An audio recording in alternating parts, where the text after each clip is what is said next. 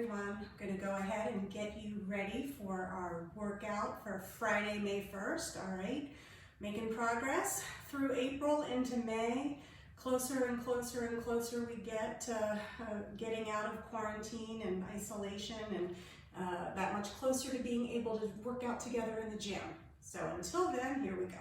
So our workout for today is beach run. So beach run, just to go over it real quickly, is an 800-meter run, 100 sit-ups, 50 alternating lunges, 30 dips, 100 total Russian twists, and an end cap of another 800-meter run.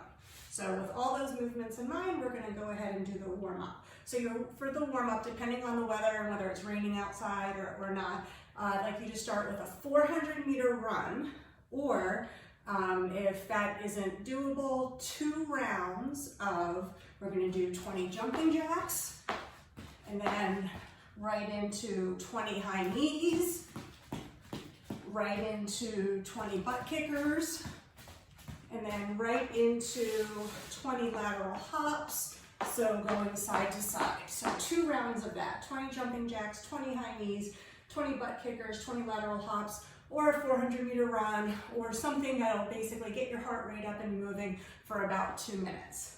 After that, we're going to go into a hollow hold for 20 seconds. So I want you to think about getting down on the ground. You're going to have your feet up, your shoulders up, everything squeezed nice and tight. Think about belly button looking at your forehead, arms up by your ears, and we're going to do a 20-second hollow hold. And after that, you're going to go straight into 10 hollow rocks, keeping that same nice tight position as you rock. So 20-second hollow hold, 10 hollow rocks. Then you're going to turn right over, and we're going to do a 20-second plank hold. I'm going to recommend you try and do it on your forearms. Let's get a video here. So 20-second plank hold. And then once that plank hold is over, we're going to do what I'm calling 10 plank invisible reach throughs. So this would be when you, usually you'll take an object and move it to the other side.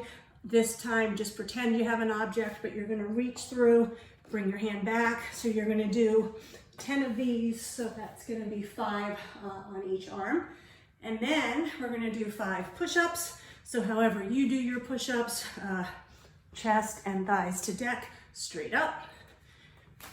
After the 5 push-ups, we're going to do 1 minute of Spider-Man stretch. So taking your time, getting into that nice stretch. Certainly can add your arm to it if you want.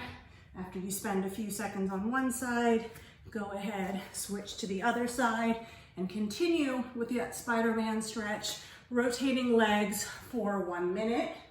Then we're going to do 1 minute of a saddle stretch, and the saddle stretch is going to go ahead and target your quads and your hip flexors.